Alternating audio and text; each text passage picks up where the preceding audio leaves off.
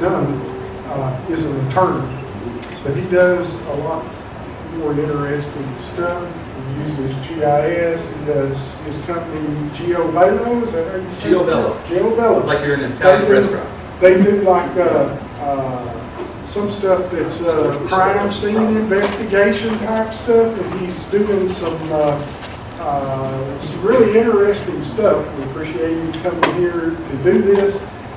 He's already created some great stuff, and it quickly escapes my capability. I hope y'all come out with come out in better shape than I am. Chris, thanks for coming and sharing this. He did this a few weeks ago, or something very similar at the it was in Kansas City at the ASLH. The Association of American Museums, state and local museums. So a few more people are coming in because other sessions have let out, but y'all come right on in. Everybody turn like little old ladies in church and look who came in late. Everybody.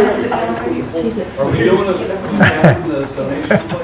Smile. Yes, if we can get anybody to put something in there. Smile. Here you go. I'll let you get to work. Thanks, I appreciate it. We're sort of cobbling things together, and this presentation is entirely dependent upon the quality of the internet signal. So I'm going to ask my boss back there, Steve, not to watch a football game during this presentation. I need all the bandwidth. We won. It's over. Oh, we won? The Chiefs won? Wow, who knew that? Okay. I want this to be the most interactive presentation you experience here at this conference. I want you to ask questions as they occur to you. I am not somebody that's going to get off track. So you ask a question, we'll hit it, and we'll come back. And Monty, you're going to be in charge of telling me when my time's up, or you are, ma'am? I will. All right. Okay. So let's just kind of click through. The first part is a PowerPoint, and then we're going to get into this thing called a story map. I don't know. Can people see back there? Yeah. You have to take the lights down? Okay. So first thing, we're mapping the Trail of Tears in Missouri. And my sponsor is the Missouri Humanities Council. And I've been blessed to work with a lot of volunteers, but I'll be honest with you, I knew very little of about the Trail of Tears a year ago. And when Bill and Steve came to me and they said, hey, you have the capabilities to do this, I thought it was just a simple geo-rectification. I'd take an old map, stretch it over the new stuff, and that was the project, and that'd be done in about a week and a half. But it's come along, and I have learned an incredible amount. Okay, so our project sponsor, here's some of the team's members. This is us in Kansas City. It is probably quite possibly the worst photo of me ever.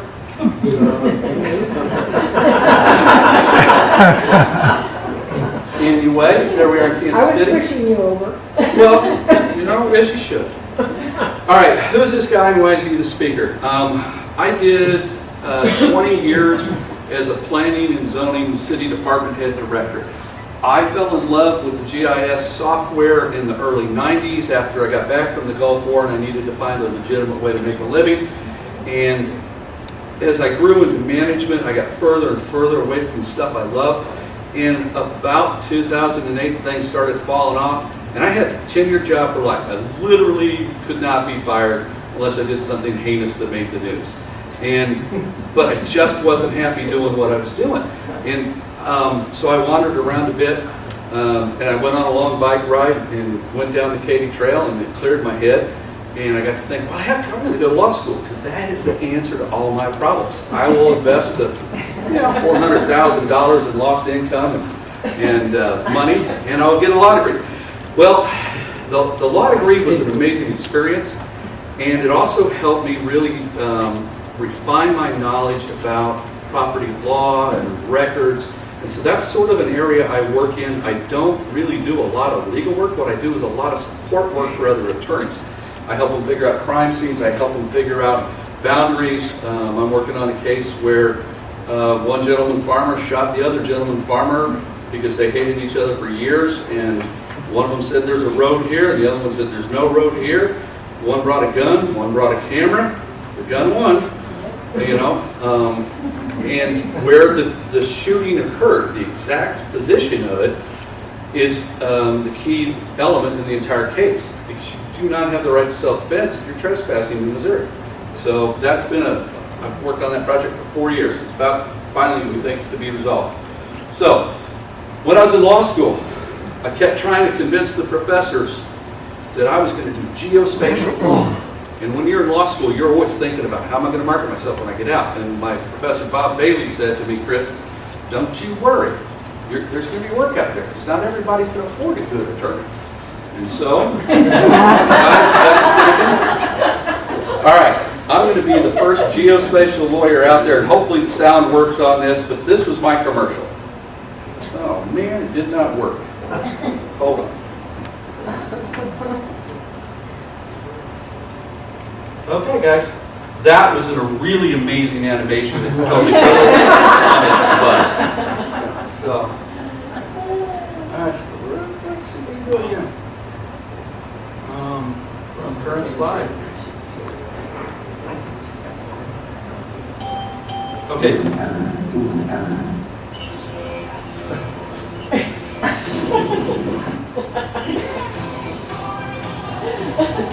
So, you need your money justice, and, you know, and money, you recognize the soundtrack. All right.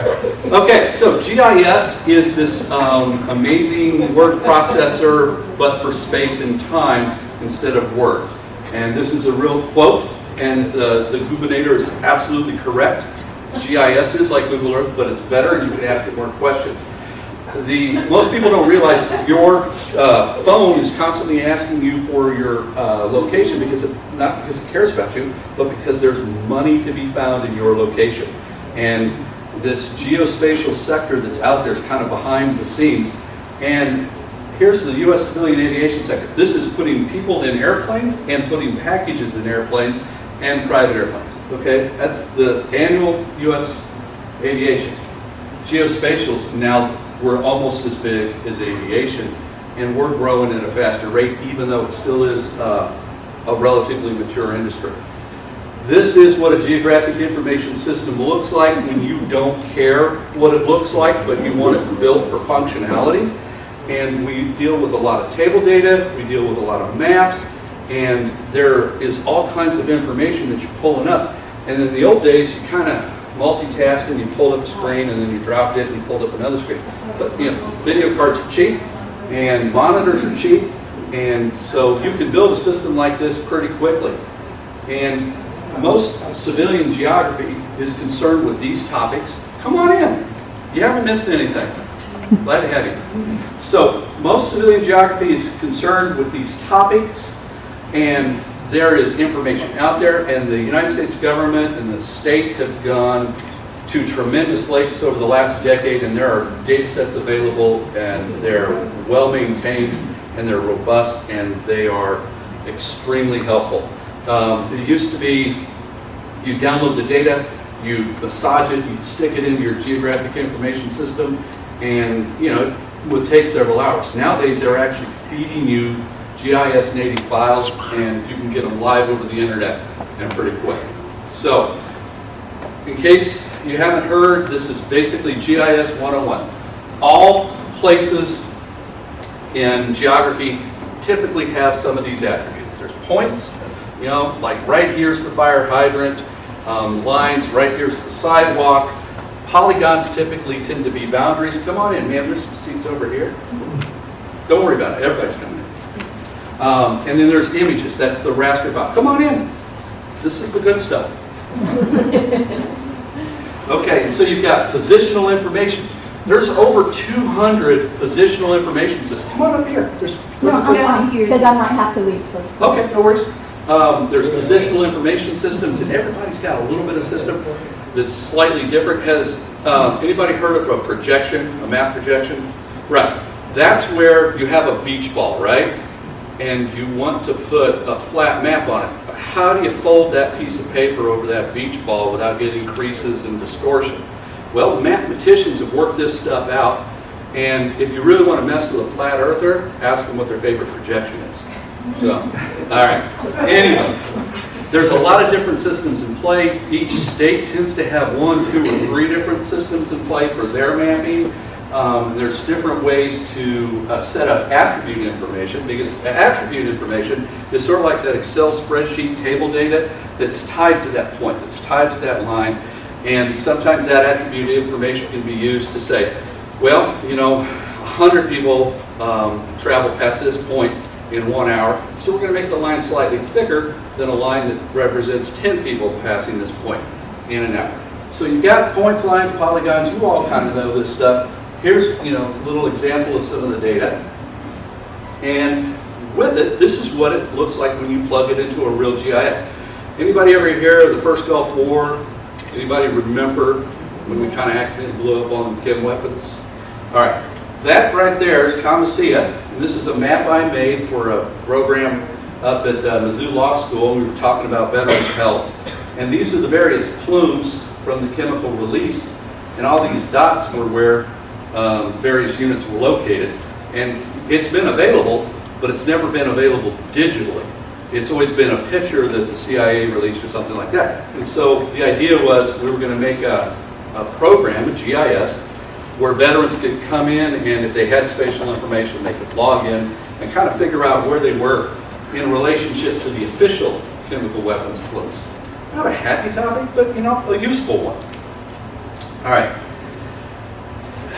Part of the objective of this presentation is to establish contact with each other. And if your organization or your chapter is interested in starting mapping, hi, I'm here. I've got some good friends that are also here, and we just want to make contact, and we want to help, and because we want to serve as a resource. And so one of the first things we're doing is sort of documenting our system and how you go about building a GIS. This is not an interpretive, here's the story of the Trail of Tears as it came through Missouri. That's going to come later when the archaeologists, the volunteers, the anthropologists, which I understand are also archaeologists in most cases. I'm learning a lot. So the first thing you do is gather data. And I've got, come on in, sir, you're welcome. People are coming in all the time. You've got all kinds of different sources. There's official sources, there are old reports, there's courthouse records, and we're going to get into some really cool stuff later. And that data comes in all kinds of different formats. It's photocopies, it's Word documents, it's some GIS information, some ancient USGS maps. We start processing it. That's kind of really my bailiwick, is getting it into the GIS usable format. And then I start cutting out the locatable elements or events that happen in the documentation.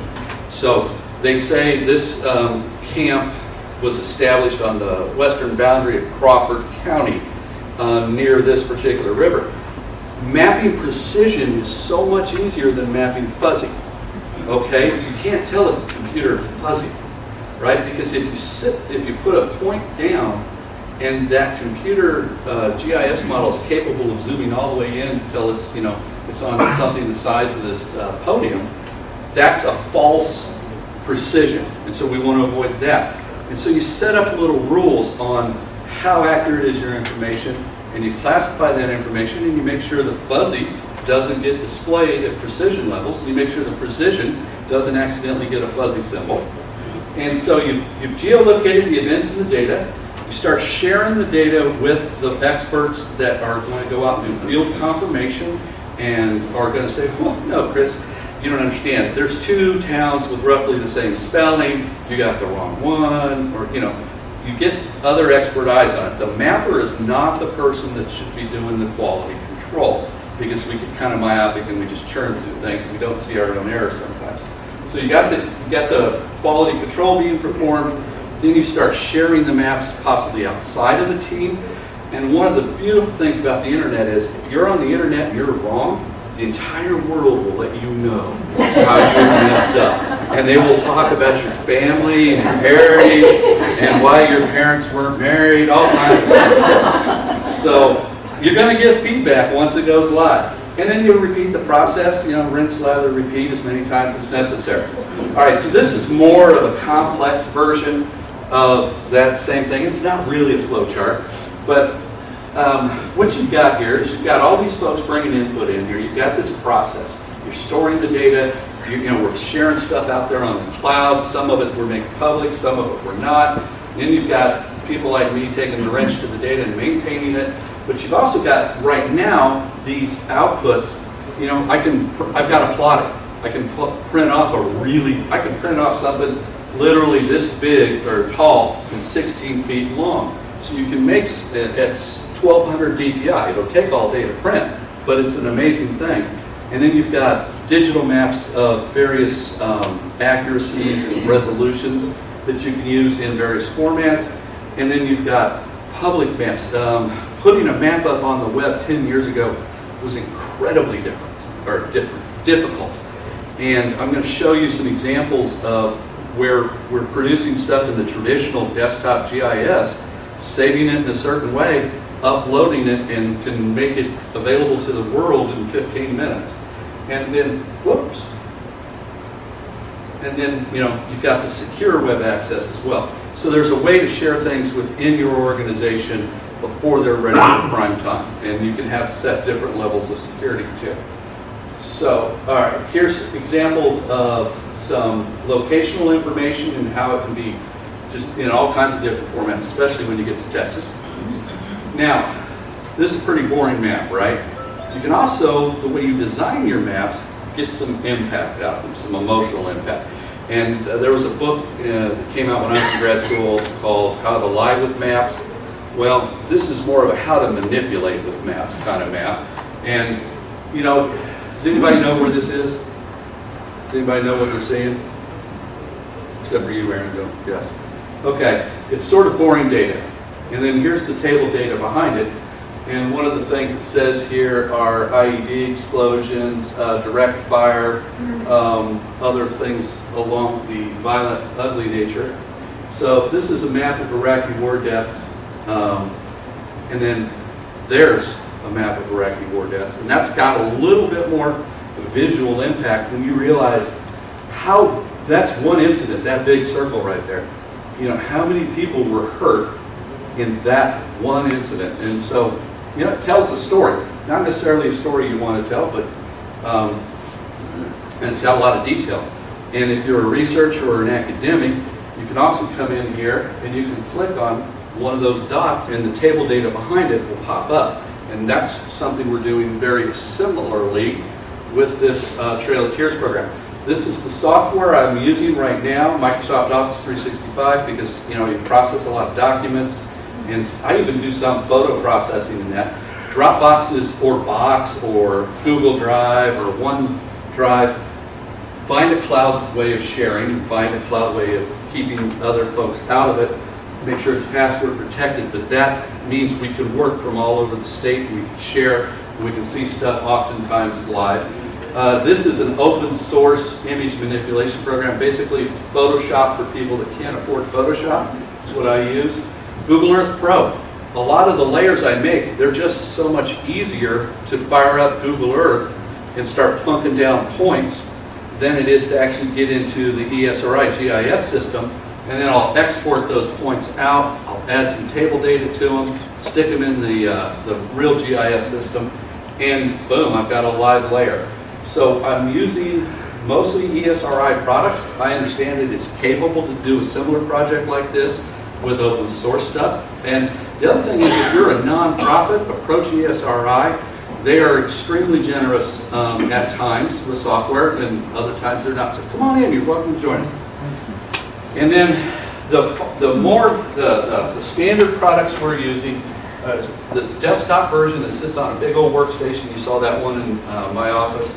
ArcMap Online is GIS. It's not as fully functioned, but it's entirely cloud-based, web-based. So I'm making commands from the keyboard. They're sending them up. The stuff's getting processed on the server side, and then it appears on the monitor. And it's been a hard adaptation for me. And then story maps are some really slick ways of taking all of your really cool GIS stuff and making it look like a nice web map. And then there are actually web maps that aren't story maps, but don't worry about that. sort of parsing. Come on in.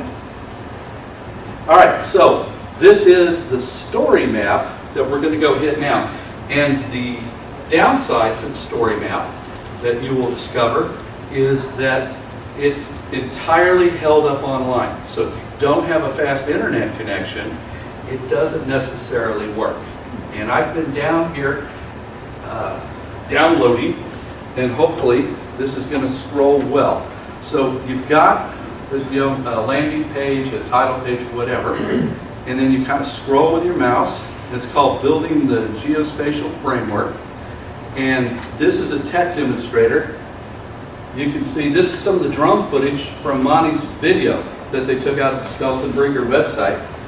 And you can put a video in there. Now, I'm not a great video editor guy, but if this was going to be a final product, we'd come in and we'd do something different, make it a little bit cleaner. But I just wanted to show you what video looks like.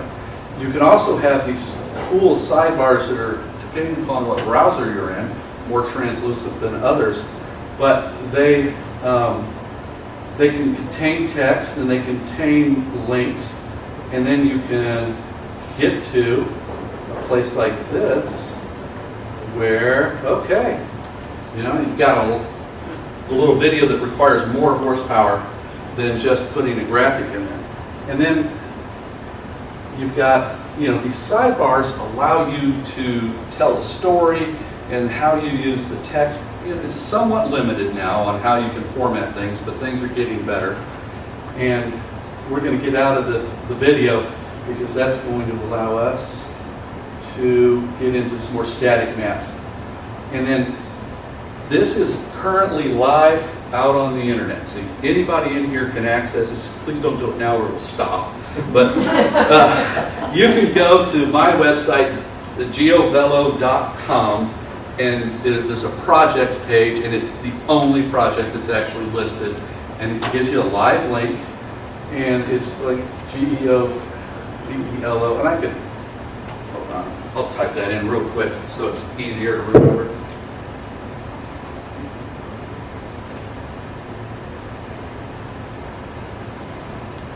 Okay. And you can see the speed at which everything's working. And then projects, little drop down, add slopes. And so just click right there, and there it is. Now, it's eventually going to go up on the Missouri Humanities Council's website, and everything's going to be fed from there, and that's how it's going to be shared, and it's going to have companion pieces built to go along with it. But for right now, this tech demonstrator is set up so we're not hiding anything. This is how you build these, and it's almost a recipe in a lot of ways. And so it also says it's not an interpretive vehicle, but we do, because we like the information our volunteers have been putting together, we're also sharing some interpretive pieces in this. So there's our purpose, and you can read about it online. And I tried to go with a photo of a visitor or somebody that's helped out on this Trail of Tears project in Missouri at the bottom, just because you want to recognize the people that are doing good work. And then at the very bottom, there's always a hot link that takes you to the background image in context, and it might also talk about why that particular image is important. Everyone here already subscribed to Atlas Obscura? Might write that down. It is an amazing website, and it's full of geographical quirks and oddities about the world. Okay, so we got the table of contents that tells you about how we built the geospatial story. And the geospatial story is contemporaneous with the Trail of Tears because of the public land survey system that was in effect, how we were going west with the United States government, and we were chopping things up into 36 square mile blocks. And when I was in grad school and geography in the 90s, we were taught that the public land survey system was perfect and it was error-free. And then you get out and you actually work with it and you realize just what a jumble, 10 minutes, all right, what a jumble it was. And so we talk about that, and then we talk about Dr. Bill Ambrose and his discovery of this road plat that was a A surveyor platted a road that had actually already been in use, but hadn't been documented and hadn't been dedicated to the state yet. And that plat is coming up here. There's Dolores. Hey, Dolores. All right. And then the plat, okay, this is the part about the 36 square miles. And it looks square here until you get into eastern Missouri, where there's all kinds of magnetite in the ground, and the compass was thrown 3 to 4 degrees off. And they're rhomboids. Yeah. So, and then we talked a little bit about the first surveyor general in the United States. And I'm not going to waste a lot of time on this, but these are the areas in the United States and the meridians that were used to map. And then, volunteer photo, and then these were the government plats that all of the land was sold and conveyed based upon these descriptions, and there were strict survey rules on how they were to be interpreted. Yes, ma'am. Right across there, that's the St. Louis Road to Springfield. Yes, ma'am. Right down, it just goes across. Right Okay. there, that's it. And then there's also a link to this GLO. By the way, this is an early map of Missouri showing the progress of the PLSS. And this is the New Madrid earthquake blowout that's actually documented at the time. And I understand, not a historian, but I understand that also forced some route changes because of that damage down there. And this is it overlaid over a modern map. And here's an interesting thing. Off of a road plat that Dr. Ambrose found, there was a notation that when the survey crew came through there, they found Indian camps. And this is a conveyance, but let me get through. This little teal dot is this 36 square mile section of Missouri. And this is the plat Dr. Ambrose found. And if you can tell right here, these are call-outs. It's south, 2.5 degrees west, 80 poles.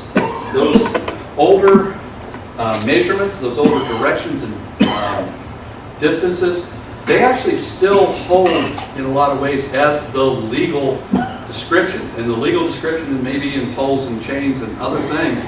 And when a surveyor converts these things to modern survey feet, it's not actually a reproduction of the true measurements. So it's sort of a weird quirk of the law. And then we started overlaying the older maps, and we make them semi-transparent, called georectification, and we lay them over the modern stuff to see how well the routes follow. Now, the purple line is the National Park Service 1 to 100,000 scale Trail of Tears. This is my best fit for this particular panel. Now remember, they're drawn on parchment, and they're not getting really super precise with the angles. They're just trying to go, hey, I kind of went this way, hey, I kind of went that way. And this is how many feet in distance it went. So the drawing is not something you can rely on other than its general pattern that it creates to help you find the actual path. And then this orange line is the path mathematically that was generated. And I'm going to get to the map real quick because I probably only have 5 minutes. No, you're good. How about 8 minutes? 8 minutes, yay! Okay, more GIS. Dr. Bill. All right, here's the interactive map. And hopefully the internet is working. And it's decided it's going to be very live for me, which I did not expect. Okay, apparently I'm zooming in and out. One of the things about this particular map is, as I change scales, different layers can turn on and turn off. Now, that's a design issue. That's something you're just going to have to play with until you get it right. But I'm going to move out a little bit. And one of the interesting things about the public land survey system in the state of Missouri is there are French lots, there are Spanish lots, and then there's the public land survey system lots. All right, so then we got some resources. I've got some of the books that I found that are useful. I managed to get 2 of them up there. And if you're interested, this history of the rectangular survey system, it's a huge PDF. It's available. You can download it, you can print it, you can read it for free. You don't have to pay for it. and then Brown's boundary controls and legal principles. If you're a lawyer, if you ever have a property issue, this is legal advice, so pay attention. If you ever have a property issue and your lawyer can't produce a copy of Brown's, they don't know what they're doing. So just look for that. All right, now here are vignettes, and they're not in any particular order, and there's nothing particularly significant about the colors, but I just thought I'd make it kind of interesting by changing the colors. And here's something about when the Snelson Brinker Courthouse, which was one of the witness structures along the trail, burnt down one July 4th. And I don't know the reason for it, but that information is available in a vignette. And then, I don't know, there's another volunteer some of you may recognize. And then there's sort of our sponsors and the allied folks that we're working with, a list of them. And then a great, because Erin's not in enough video productions. We had to get another photo of her in. And so there she's out. Yes, ma'am. Stop. Okay, there's a chimney, Dunn's left, it's been protected, and Dr. Bill and crew, they all went out there. Didn't Dr. Bill's son come out there and they welded up a structure to support that chimney? So There was a whole crew. That's it, but isn't that AJ? Yeah, that's it AJ. is. Yeah. Which I wasn't. Velcro. That's right. He's under 18. I wasn't going to identify him in a public forum. That's a lawyer. Can I ask you a question? Yeah, absolutely. We got 4 minutes. Okay. But I have a question. So I'm networking in Alabama. So how did this relationship with the Missouri Humanities Council and you, how did y'all all get hooked up with this project? Dr. Bill Ambrose. It was a mistake. Oh, well, it turned out to be a nice one. So how did that network happen and how did this My partnership? wife, 2 years ago, said, yeah, you're going to the Cole County Missouri Historical Society annual meeting. Oh, what a sleeper. And 25 of us was there, and nice Dr. Belko was there doing a program about German Heritage Corridor that he's working on in Missouri. Okay. And after the meeting, I walked up and gave him one of my cards. I said, I'm with the Missouri Trinitarian Association. He said, I've been looking for you. Okay. So this was kind of mutual. So this is all a leap of faith by him. Okay. And y'all need to find one of them. Well, that's Actually, what I was convicted. He was my attorney. Part of the deal was to get me out of prison. I'm not. You can go back near school now. So it doesn't work. Oh, this is that's what we do. So And I met these two because Dr. Bill is persistent, and he went to the University of Missouri Extension at Columbia and said, I want to talk to somebody that does mapping and extension. And he talked to my friend Shannon, there's a geography kind of club in Columbia. And Shannon said, well, I only know one guy that does this commercially. And so they made an arrangement to meet. And I literally work out of my basement in my house, okay? It's not the most professional looking environment, but it's quiet. And I've got everything there, and I don't have to do a commute. And so I rented one of those Regis rooms, and we all met, and I did a little show and tell and cleaned up and took the hermit off. And it's been this has truly been the most fun I've ever had as a working professional. And I like the white shirts in the background. Yeah. Your desk.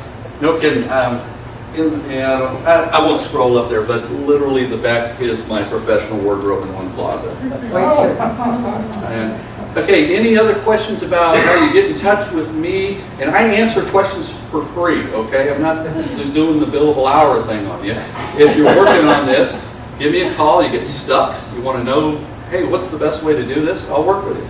But Yes. double back to your map. It's Okay. never up long enough, and it's always covered up for me to see when I go online. Oh, yeah, and I'm working on that. It's I not, know each day. it's not the best as far as, it's not, here we got, let me show you real quick what the back end of this stuff looks like. That's And we've got 32 warnings because essentially the internet is not very fast in here and it's not letting me load this stuff up. But I can click in here and I've got a little text editor that lets me click and add text. One of the things you don't see in the final product is there are literally 1,000 periods that have been darkened to match this background to help me maintain the space. Because there's no real way to do the typography in a in a pleasing way from the original template. So that's the back end of this stuff. And then you plug maps in, and then if you've got ArcGIS Online, which if you've got a desktop version license, you also have an online license. And you can just sort of trade data back and forth and up and down and make everything work.